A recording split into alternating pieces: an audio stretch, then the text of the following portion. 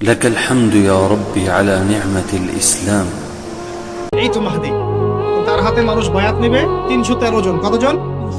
ওই তালুত বাহিনী তো ৩১৩, বদরও ৩১৩, এখানেও ৩১৩। এবার শুরু হবে আসল খেলা। এবার প্রথমে ওই আরবেরই একটা গোত্র বনু কালব। কোন গোত্র? এই বনু কালব এই ইমাম মাহাদির বিরুদ্ধে যুদ্ধ করবে। আল মাহদি এই যুদ্ধে জয়লাভ করবেন ইনশাআল্লাহ। তারপরে সিরিয়া, শাম থেকে, শাম মানে শুধু সিরিয়াই না, ওই পুরো অঞ্চলটাই শাম, ওখান থেকে একটা দল আসবে এই মাহাদির সাথে যুদ্ধ করার জন্য।